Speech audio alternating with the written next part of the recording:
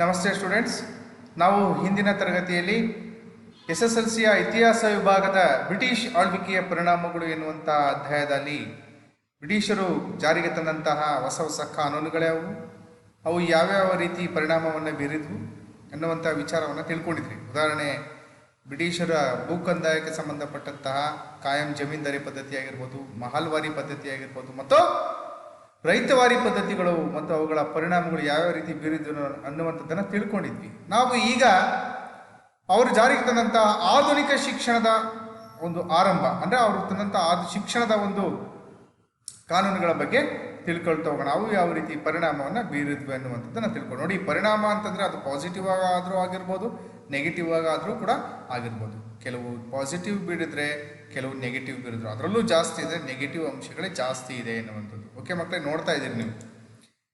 ಶಿಕ್ಷಣದ ಬಗ್ಗೆ ಮಾತನಾಡಿದ್ರೆ 18ನೇ ಶತಮಾನದವರೆಗೂ ಭಾರತೀಯರ ಸಾಂಪ್ರದಾಯಿಕ ಶಿಕ್ಷಣ ಚಾಲ್ತಿಯಲ್ಲಿತ್ತು. 18ನೇ ಶತಮಾನದ ಒಂದು ಆಸ್ಪಾಸ್ನಲ್ಲಿ ಭಾರತೀಯರ ಧಾರ್ಮಿಕ ಒಂದು ಹಿನ್ನೆಲೆಯಲ್ಲಿ ನಡೀತಕ್ಕಂಥ ಶಿಕ್ಷಣ ಜಾರಿಯಲ್ಲಿತ್ತು.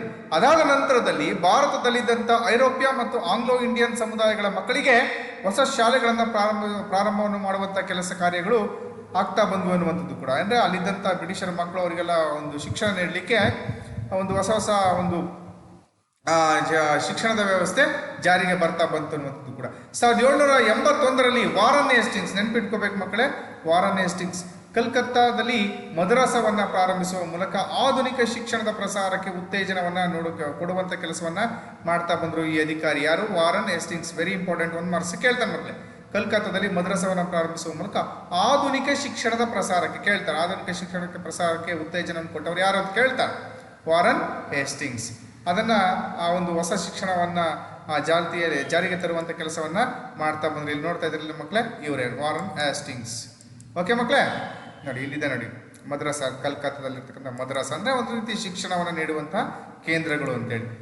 ಆಮೇಲೆ ನೋಡಿ, ಜೊನಾಥನ್ ಡಂಕನ್ 1792ರಲ್ಲಿ ಬನಾರಸ್ಸಿನಲ್ಲಿ ಸಂಸ್ಕೃತ ಕಾಲೇಜನ್ನು ಪ್ರಾರಂಭವನ್ನು ಮಾಡುವಂಥ ಕೆಲಸವನ್ನು ಮಾಡ್ತಾರೆ. ನೋಡಿ, ಜೊನಾಥನ್ ಡಂಕನ್ ಎನ್ನುವಂಥವರು ಸಂಸ್ಕೃತ ಕಾಲೇಜನ್ನು ಕಾಲೇಜು ಕೂಡ ಇಲ್ಲಿದೆ ನೋಡಿ, ಚಿತ್ರಣವನ್ನು ನೋಡ್ತಾ ಇದ್ದಾರೆ ಮಕ್ಕಳೇ.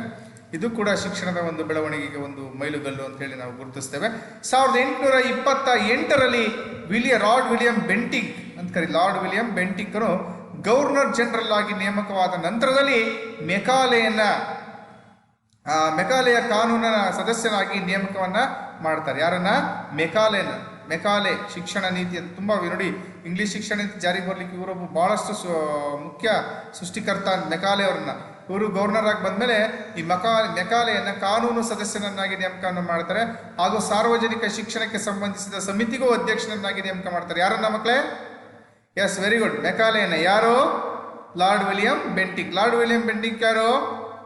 ಎಸ್, ಬ್ರಿಟಿಷರ ಗವರ್ನರ್ ಜನರಲ್ ಆಗಿ ಬಂದಮೇಲೆ ಮೆಕಾಲೆ ಅವರನ್ನ ಸದಸ್ಯರನ್ನಾಗಿ ಮಾಡಿ ಶಿಕ್ಷಣಕ್ಕೆ ಸಂಬಂಧಿಸಿದಂಥ ಸಮಿತಿಗೂ ಅಧ್ಯಕ್ಷರನ್ನಾಗಿ ಅವರನ್ನ ನೇಮಕ ಮಾಡ್ತಾರೆ. ನೋಡ್ತಾ ಇದ್ದೀರಿ ಇಲ್ಲಿ ಫೋಟೋನ. ಓಕೆ ಮಕ್ಕಳೇ, ನೋಡಿ ಲಾರ್ಡ್ ಮೆಕಾಲೆ. ಓಕೆ ಮಕ್ಕಳೇ, ನಿಮ್ಮ ಪುಸ್ತಕದಲ್ಲೂ ಕೂಡ ಒಂದು ಫೋಟೋಗಳನ್ನು ಕೊಟ್ಟಿರ್ತಾರೆ, ಅದನ್ನು ನೋಡ್ಕೋಬೋದಾಗತ್ತೆ. ಇಲ್ಲೂ ಕೂಡ ನೀವು ನೋಡ್ಕೊಳ್ಳಿ. 1830ರಲ್ಲಿ ಶಿಕ್ಷಣಕ್ಕೆ ಸಂಬಂಧಿಸಿದಂತೆ ಮೆಕಾಲೆಯು ಕೊಟ್ಟ ಒಂದು ವರದಿಯನ್ನು ಆಧರಿಸಿ ಆಧುನಿಕ ಭಾರತದ ಶಿಕ್ಷಣ ವ್ಯವಸ್ಥೆಗೆ ತಳಹದಿಯಾಯಿತು. ಇವನಿಗೆ ಕೊಟ್ಟ ಒಂದು ವರದಿಯನ್ನು ಕೊಟ್ಟರು. ಶಿಕ್ಷಣಕ್ಕೆ ಸಂಬಂಧಪಟ್ಟ ಶಿಕ್ಷಣ ಹೀಗಿರಬೇಕು, ಈ ಥರದ ಒಂದು ವಿಷಯಗಳು ಜಾರಿಗೆ ಬರಬೇಕು, ವಿಷಯದಲ್ಲಿ ಏನೇನು ಇರಬೇಕು, ಆ ಥರದ ಎಲ್ಲ ಒಂದು ಕ್ರಮಬದ್ಧವಾಗಿ ವರದಿಯಲ್ಲಿ ತಿಳಿಸುವ ಮೂಲಕ ಆ ವರದಿಯನ್ನು ಜಾರಿಗೆ ತರ್ತಾರೆ. ಇದು ಶಿಕ್ಷಣದ ಒಂದು ವ್ಯವಸ್ಥೆಗೆ ತಳಹದಿಯಾಗಿ ಒಂದು ಮಾರ್ಪಾಡಾಗುತ್ತೆ. ಹಾಗಾಗಿ ಅಲ್ಲಿಂದ ಶಿಕ್ಷಣ ಅತ್ಯುನ್ನತ ಮಟ್ಟಕ್ಕೆ ಬೆಳವಣಿಗೆ ಆಗಲಿಕ್ಕೆ ಕಾರಣ ಆಗ್ತಾ ಬಂತು. ಇಲ್ಲಿ ನೋಡಿ, ಅದು ವರದಿಗೆ ಸಂಬಂಧಪಟ್ಟಂತಹ ಒಂದು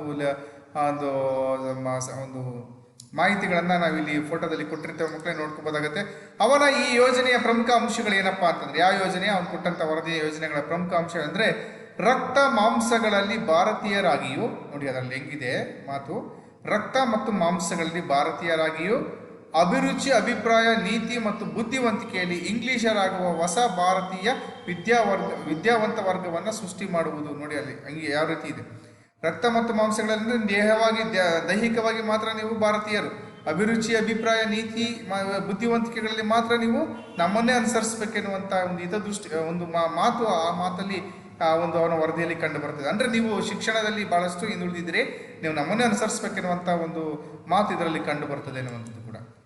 ಭಾರತದ ವಿದ್ಯಾಭ್ಯಾಸದ ಕ್ರಮದಲ್ಲಿ ಇಂಗ್ಲಿಷ್ ಭಾಷೆಯು ಮಾಧ್ಯಮವಾಗಿ ಬಳಕೆಯಾಗಲು ಪ್ರಾರಂಭವಾಯಿತು. ಇಂಗ್ಲಿಷ್ ಭಾಷೆಯನ್ನೇ ಅಲ್ಲಿ ಪ್ರಮುಖ ಮಾಧ್ಯಮವಾಗಿ ಸಂವಹನ ಮಾಧ್ಯಮವಾಗಿ ಅದನ್ನು ಬಳಕೆ ಮಾಡುವಂಥ ಒಂದು ಕ್ರಮ ಇಲ್ಲಿ ಜಾರಿಗೆ ಬರ್ತಾ ಬಂತು ಅನ್ನುವಂಥದ್ದು ಕೂಡ. ಅದಾದ ನಂತರದಲ್ಲಿ ಸರ್ ಚಾರ್ಲ್ಸ್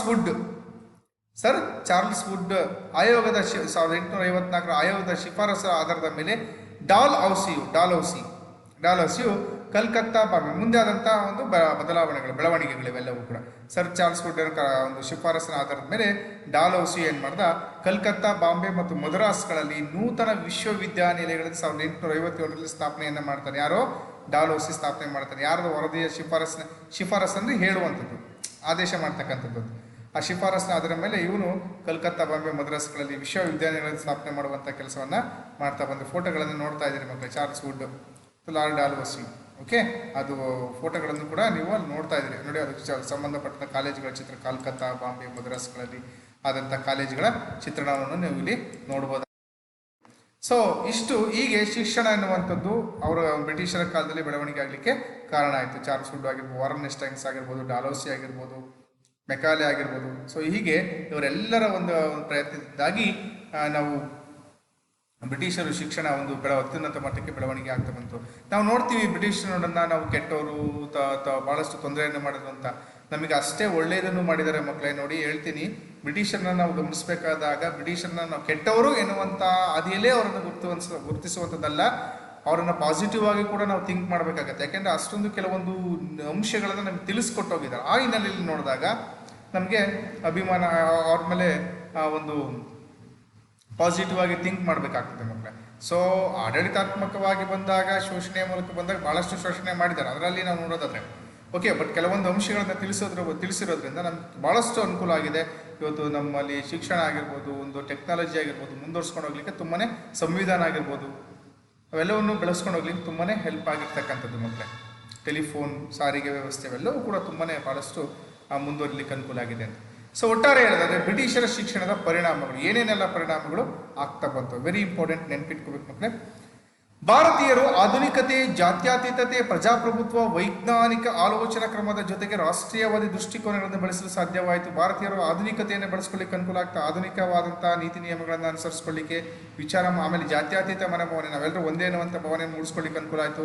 ಪ್ರಜಾಪ್ರಭುತ್ವ ಅಂದರೆ ನಮ್ಮ ಸರ್ಕಾರ ಎನ್ನುವಂಥದ್ದು ಇರಬೇಕು, ಸರ್ಕಾರ ನಮಗೋಸ್ಕರ ಇರಬೇಕು, ಅದಿದ್ದರೆ ನಮಗೆ ಅನುಕೂಲ ಆಗುತ್ತೆ. ನಾವೆಲ್ಲರೂ ಕೂಡ ಒಂದೇ, ಪ್ರಜೆಗಳಿಗೋಸ್ಕರ ಇರುವಂಥ ಒಂದು ನಿಯಮವನ್ನು ರೂಪಿಸ್ಕೋಬೇಕು ಅನ್ನುವಂಥ ಒಂದು ಭಾವನೆಗಳು ಹೆಚ್ಚಾಗ್ತಾ ಬಂತು. ಪ್ರಜಾಪ್ರಭುತ್ವ ಮಾದರಿ ಎನ್ನುವಂಥ ಒಂದು ನಿಯಮಗಳು ಅವರಿಗೆ ಮನವರಿಕೆ ಆಗ್ತಾ ಬಂತು. ಆಮೇಲೆ ಯಾವುದೇ ವಿಚಾರವನ್ನು ವೈಜ್ಞಾನಿಕ ಆಲೋಚನೆಯನ್ನು ಮಾಡುವ ಮೂಲಕ ಸರಿ ತಪ್ಪು, ಇದು ಮಾಡಬೇಕು, ಇದು ಮಾಡಬಾರ್ದು ಅನ್ನುವಂಥ ಒಂದು ಚಿಂತನ ಕ್ರಮ ಅವರಲ್ಲಿ ಬೆಳವಣಿಗೆ ಆಗ್ತಾ ಬಂತು. ಅದಕ್ಕಿಂತ ಹೆಚ್ಚಾಗಿ ರಾಷ್ಟ್ರೀಯವಾದಿ ಮನೋಭಾವನೆ, ಅಂದರೆ ಇದು ನಮ್ಮ ದೇಶ, ನಮ್ಮ ಜನ, ಅದು ಹೇಳ್ತಾರಲ್ಲ, ನನ್ನ ದೇಶ, ನನ್ನ ಜನ, ನನ್ನ ಮಾನ ಪ್ರಾಣಗಣ, ತೀರಿಸುವನೇ ಅದರ ಋಣ, ಈ ಒಂದೇ ಜನ್ಮದಿ ಅನ್ನುವಂಥ ರಾಷ್ಟ್ರೀಯವಾದಿ ಮನೋಭಾವತ್ವ ಅವರಲ್ಲಿ ಬೆಳ್ಕೊಳ್ಳಿಕ್ಕೆ ಸಾಧ್ಯವಾಯಿತು. ಇದಕ್ಕೆಲ್ಲ ಕಾರಣ ಅಂದರೆ ಶಿಕ್ಷಣ ಅವರಲ್ಲಿ ಒಡಮೂಡಿದ್ರಿಂದ ಅನ್ನುವಂಥದ್ದು. ಇದಕ್ಕೆ ಶಿಕ್ಷಣವನ್ನು ಕಲಿಸ್ಕೊಟ್ಟವ್ರು ಯಾರು? ಬ್ರಿಟಿಷರು. ಹಾಗಾಗಿ ಅವ್ರ ಬಗ್ಗೆ ನಾವು ಸ್ವಲ್ಪ ಮಟ್ಟಿಗೆ ಥಿಂಕ್ ಮಾಡಬೇಕಾಗತ್ತೆ. ಓಕೆ ಮಕ್ಕಳೇ, ಸಂಬಂಧಪಟ್ಟ ಫೋಟೋಗಳು. ಎರಡನೇದಾಗಿ ಸ್ಥಳೀಯ ಭಾಷೆಗಳು ಮತ್ತು ಸಾಹಿತ್ಯ ರಚನೆಗೆ ಪ್ರೋತ್ಸಾಹ ದೊರೆಯಿತು. ನೋಡಿ, ಅದರಿಂದ ಸ್ಥಳೀಯ ಹೊಸ ಭಾಷೆಗಳು ಹುಟ್ಕೊಳ್ಳಿಕ್ಕೆ ಶುರುವಾಗ್ತಾ ಬಂತು. ಆ ಭಾಷೆಗಳ ಮೂಲಕ ಹೊಸ ಸಾಹಿತ್ಯ, ಪುಸ್ತಕಗಳು, ಗ್ರಂಥಗಳು ಬೆಳವಣಿಗೆ ಆಗ್ತಾ ಬಂತು. ಇದರಿಂದ ವಿದ್ಯಾವಂತ ವರ್ಗದ ಆಲೋಚನಾ ಕ್ರಮದಲ್ಲೂ ಏಕತೆಯ ಸ್ವರೂಪವನ್ನು ಕಾಣ್ತೇವೆ. ನೋಡಿ, ವಿದ್ಯಾವಂತ ವರ್ಗ ಸೃಷ್ಟಿ ಆಗ್ತಾ ಬಂತು. ಅವರ ಚಿಂತನೆಗಳು ಎಲ್ಲರೂ ಕೂಡ ಯಾವುದನ್ನು ಕೂಡ ನಾವು ನೇರವಾಗಿ ಒಪ್ಕೊಳ್ಬಾರ್ದು, ಅದನ್ನು ವಿಚಾರ ಮಾಡಬೇಕು ಅನ್ನುವಂಥ ವೈಚಾರಿಕ ಮನೋಭಾವನೆ ಅವರಲ್ಲಿ ಬೆಳೀಲಿಕ್ಕೆ ವಿದ್ಯಾವಂತರ ವರ್ಗ ಸೃಷ್ಟಿ ಆಗ್ತಾ ಬಂತು. ವೈಚಾರಿಕ ಮನೋಭಾವನೆ ಅವರಲ್ಲಿ ಬೆಳೀಲಿಕ್ಕೆ ಶುರು ಆಗ್ತಾ ಬಂತು. ನೋಡಿ ಮಕ್ಕಳೇ, ಹೊಸ ಭಾಷೆಗಳಿಗೆ ಸಂಬಂಧ ಫೋಟೋಗಳನ್ನ ನೀವು ಇಲ್ಲಿ ಆ ಪಕ್ಕದಲ್ಲಿ ನೋಡ್ತಾ ಇರ್ತೀರಿ. ಹೊಸ ಸಾಹಿತ್ಯ ಕೃತಿಗಳು ಎಲ್ಲದನ್ನು ಕೂಡ ಬೆಳೀಲಿಕ್ಕೆ ಅನುಕೂಲ ಆಯಿತು. ವೆರಿ ಇಂಪಾರ್ಟೆಂಟ್, ನೆನ್ಪಿಟ್ಕೊಳ್ಳಿ. ಶಿಕ್ಷಣದ ಒಂದು ಪರಿಣಾಮಗಳು ಕೇಳ್ತಾನೆ, 3 ಮಾರ್ಕ್ಸ್ ಕೇಳ್ತಾನೆ ಮಕ್ಕಳಿಗೆ. ಆಮೇಲೆ ವೃತ್ತಪತ್ರಿಕೆಗಳು ಹುಟ್ಟಿ ಬೆಳೆದು ಸರ್ಕಾರದ ನೀತಿಗಳನ್ನು ವಿಮರ್ಶಿಸುವ ಮೂಲಕ ಭಾರತೀಯರಲ್ಲಿ ಬ್ರಿಟಿಷರ ಬಗ್ಗೆ ವಿಮರ್ಶಾತ್ಮಕ ಅಭಿಪ್ರಾಯ ಬೆಳೆಸಲು ಸಾಧ್ಯ ಆಯಿತು.